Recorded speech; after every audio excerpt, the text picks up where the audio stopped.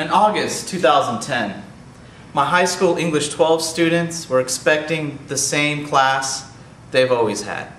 You know, classroom filled with textbooks and pencils, paper. They expected me to lecture for long periods of time, maybe take some book tests. However, I had done some reading over the summer. I had enrolled in Full Sail University's master's program in educational media design and technology. Little did these students know that this would change their life. In the Journal of Adolescent and Adult Literacy, Larson made a study in 2009 that suggested that the tools students were using in traditional classrooms like pencils, paper, and textbooks are becoming less relative in a workforce filled with computers and internet. So I asked myself, am I preparing students for the real world? In the Journal of Information Systems Education, Rienzo in 2009 did a study of Web 2.0 applications.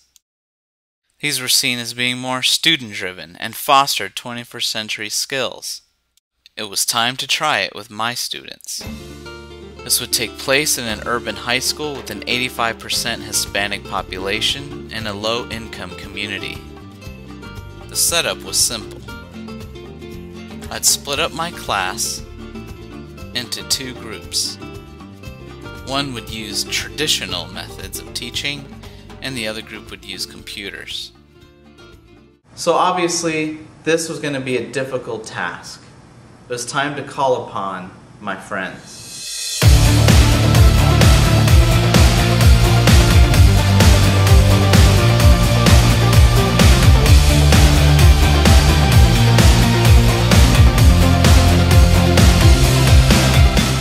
So now I got the students going into the computer lab every Monday. But the question is, what do we do with them now? The lab certainly had a few challenges for us. Well, it's actually been great, except for if you have like a retarded computer like mine, which shuts down the whole time, then it's stupid. Sucks. Oh yeah? Yeah. Sucks bad because I get distracted way too easily looking at other stuff I'm not supposed to be looking at. This is not to mention all the lost passwords, locked accounts, district filters, and broken links, and other distractions we had to deal with. I ended up using Google Apps for Education. This helped clear up many of the problems. It took 5 months to finally get students comfortable with using computers. I was able to build a functional course website. Students were able to use the internet for most of their assignments. There were even some students who found the online resources beneficial. Well, it's basically been good. Every time, I'm able to keep up with my assignments. So if one day I'm absent, I can go onto Google Docs, go through my homework, and have no problems at all.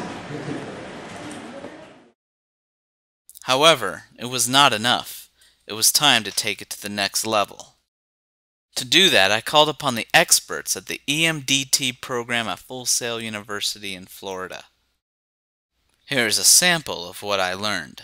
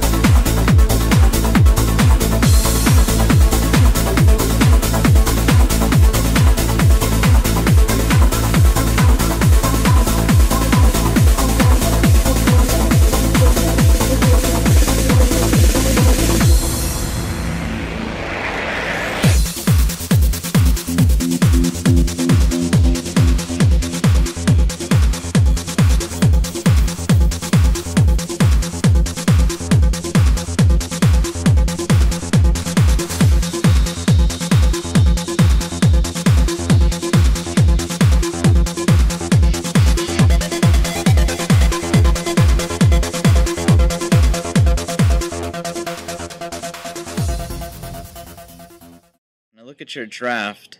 There are comments from Janelle, and looks like you have about 3 comments here.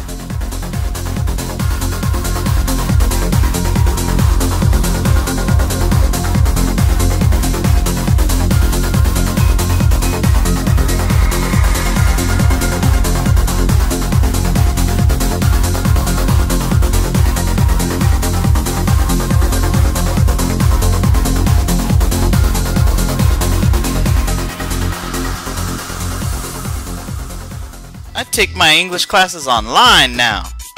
Get out. Who's your English teacher? Mr. Wood, he uses Schoology. School what? Schoology. Here's the setup. We have the computer group and the traditional group. They both read parts of Frankenstein. One took the test online, but the other group took the test in class. A critical friend said this would not work. There were just too many variables. I had to make the tests the same. The variable became the tools students used to learn the material. One would use lectures and the textbook. The other would use Web 2.0 tools. Then they would both take the same test in class. This would be Cycle 1. The traditional group scored slightly better in the first round.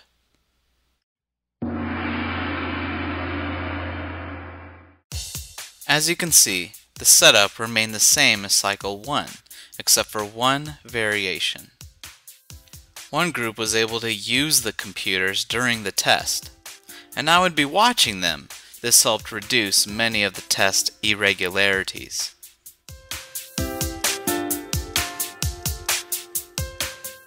The traditional group maintained a steady 80%, while the computer group moved up a little bit at 75%. During that time, I made a few observations. There were basically 4 types of computer users. The first type didn't use the computer at all. They only used the novel. They typically scored the lowest on the exam. These students just used the ebook.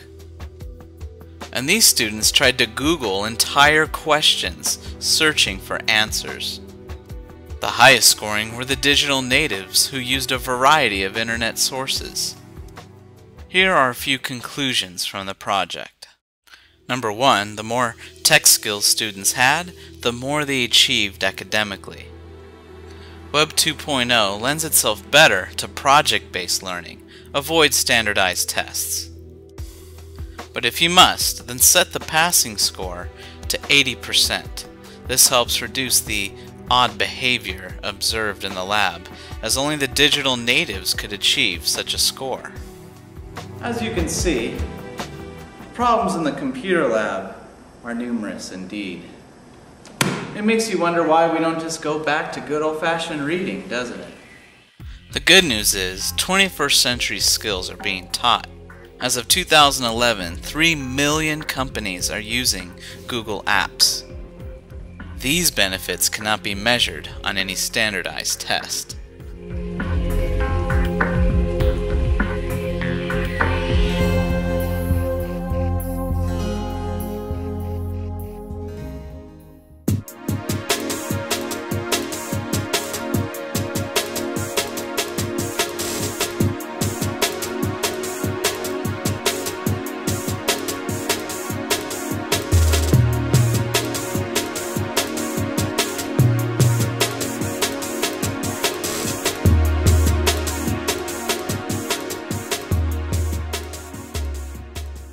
As you can see, education looks quite different on this side of the screen.